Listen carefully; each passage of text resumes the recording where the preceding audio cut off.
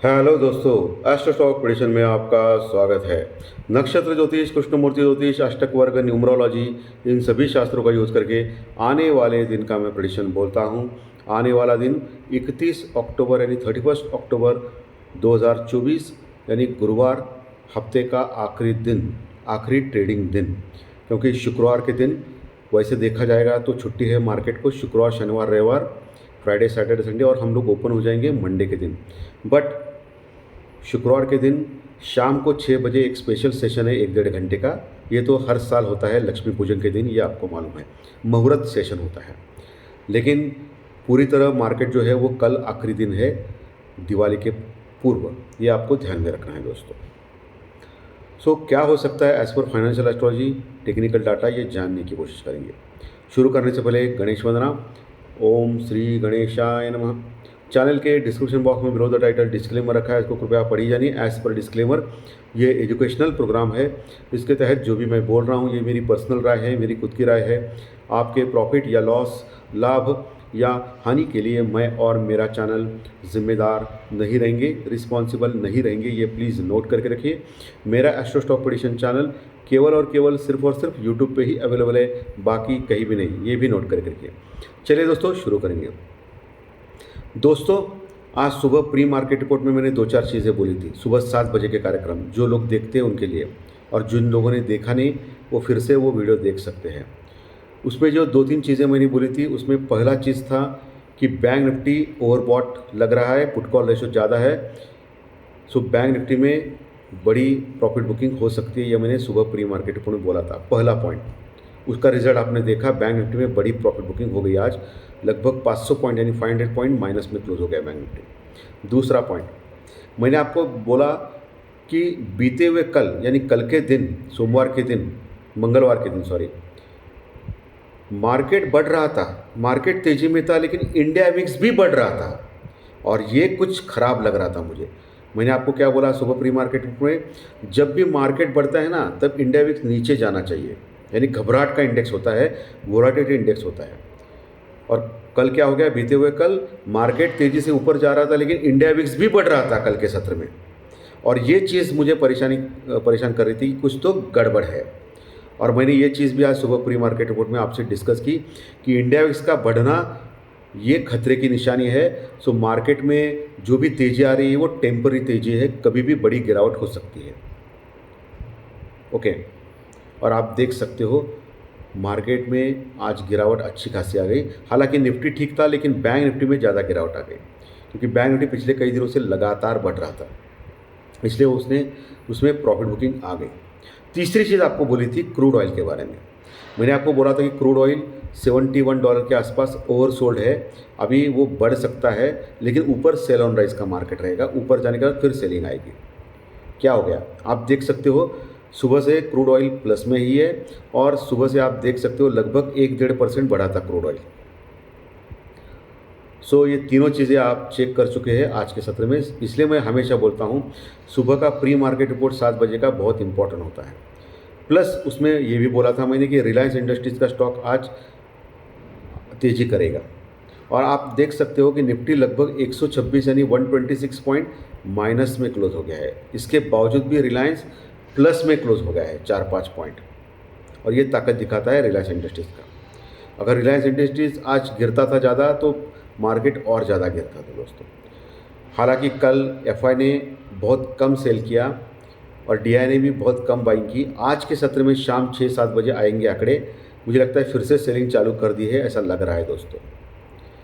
Crude oil का बढ़ना, इसका मतलब फिर से ईरान और इसराइल के बीच में तनाव चालू होना, क्योंकि इसराइल की ओर से बयानबाजी आई है कि अगर ईरान उनके ऊपर हमला करेगा तो इस बार का जवाब भयंकर होगा, क्योंकि अमेरिकन जो गुप्तहेर एजेंसी है, ओके, उन्होंने दावा किया है कि ईरान कुछ बड़ा कर सकता है, इसराइल के ऊपर बहुत बड़ा हमले की तैयारी कर रहा है, इसलिए इसराइल ने यह जवाब दिया।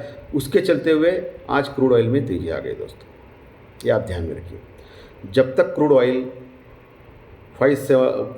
क्रूड ऑयल ऊपर के लेवल पे बने रहता है तो और तेजी आ सकती है, लेकिन ये टेम्पररी हो सकती है, ये ध्यान में रखना है आपको। अभी कल क्या हो सकता है, क्योंकि इंडिया विक्स आज ज़बरदस्त बढ़ा। कल जो बढ़ा था ना इंडिया विक्स, वो ऐसे ही नहीं बढ़ा था। आज 7% लगभग बढ़ा है दोस्तों, 7% इंडिया विक्स। और मैं हमेशा बोलता हूँ इंडिया विक्स के ऊपर आपको हमेशा एक नज़र रखनी है। जिनको अगर परफेक्टली ट्रेड करना है तो इंडिया विक्स के ऊपर अपनी नज़र रखनी है। 7% बढ़ा है इंडिया विक्स, लगभग 7%, और 15.5 के ऊपर हो गया है दोस्तों अभी इंडिया विक्स। मैंने आपको एक फॉर्मूला दिया था कि जब तक 15 के नीचे है, 15 के नीचे इंडिया विक्स है, तब तक थोड़ी तेज़ी बन सकती है मार्केट में।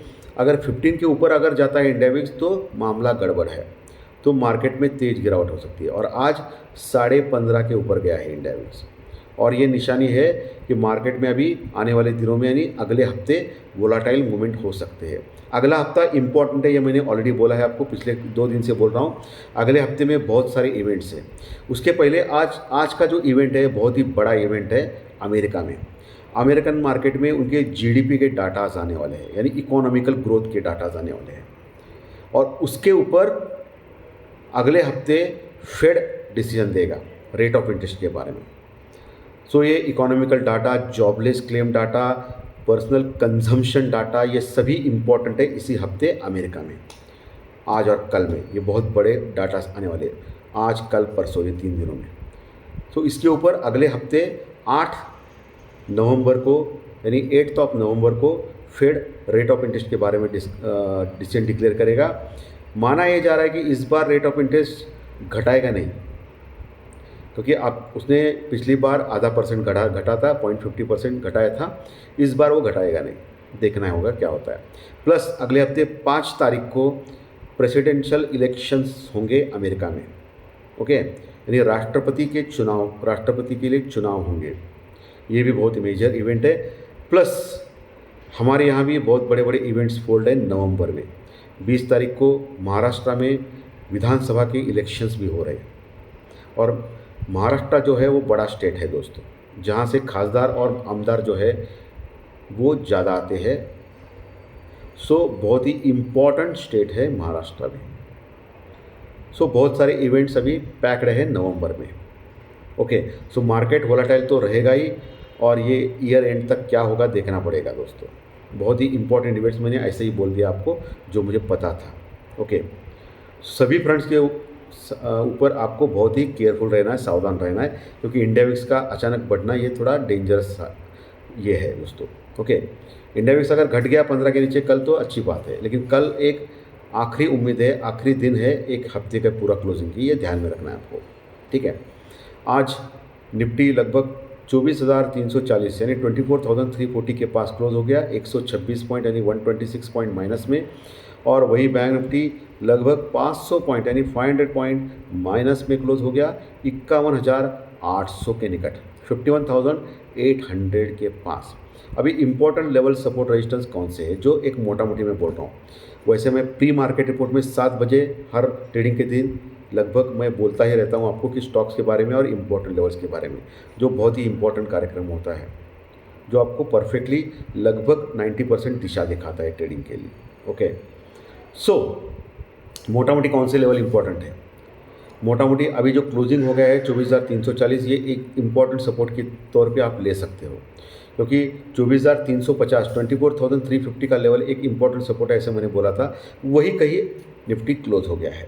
सो नीचे 24,280 का लेवल आपको अभी मार्क करके रखना है, नया लेवल दे रहा हूँ मैं 24,280 का।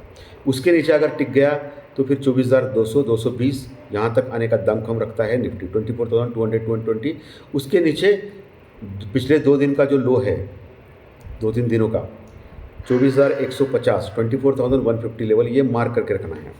वो जब तक तोड़ता नहीं है तब तक फिर नीचे से बाउंस बैक आने की चांसेस ज़्यादा है दोस्तों निफ्टी में। 24,150 अगर टूट गया तो फिर 24,000 का लेवल भी खतरे में आ जाएगा निफ्टी में 24,000 का, ये ध्यान में रखिए। ऊपर के लेवल वही है, आपको जैसे मालूम है पिछले कई दिनों से वो 24,500 का लेवल तोड़ने के लिए देख रहा है, 24,500 का लेवल, लेकिन कामयाब नहीं हो रहा है। तो 24,500 550 बड़ा रेजिस्टेंस रुकावट है। जब तक उसके ऊपर टिकता नहीं तब तक ये मार्केट ऐसा ही रहेगा, ये ध्यान में रखना। उसके ऊपर टिक गया तो थोड़ा स्ट्रेंथ आएगा मार्केट में, यानी निफ्टी में, ओके। बैंक निफ्टी 51,500 नीचे का सपोर्ट है, स्ट्रॉन्ग सपोर्ट, वो आपको देखना है। उसके नीचे 51,300 और 51,000, 51,300 और 51,000 ये स्ट्रॉन्ग सपोर्ट है। ऊपर के लेवल पे 52,500 550 जो तोड़ के उसके ऊपर क्लोज होने में कामयाब नहीं हो रहा है बैंक निफ्टी। आज मैंने आपको क्लियरली बोला था कि 52,300 के ऊपर जो क्लोजिंग हो गई थी कल के सत्र में, उस वही रेजिस्टेंस रुकआउट का लेवल है। उसको क्रॉस करके वो 52,500 550 के ऊपर टिकना चाहिए, वो टिका नहीं है। तो 52,550 एक मेजर रेजिस्टेंस रुकआउट लेवल रहेगा कल के लिए। उसके ऊपर गया है तो फिर शॉर्ट कवरिंग रैली आ सकती है। हालांकि निफ्टी में अभी भी बहुत सारी शॉर्ट्स है, ये ध्यान में रखिए। लेकिन एफआई की फॉरेन इन्वेस्टर्स की लॉन्ग पोजीशन अभी 35% से लेकर 40% तक इंडेक्स में हो चुकी है।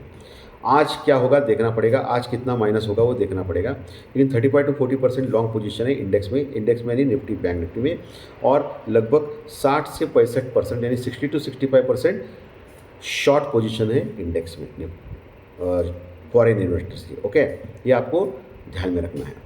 पुट कॉल रेशो लगभग वही है, ज़्यादा कुछ नहीं है।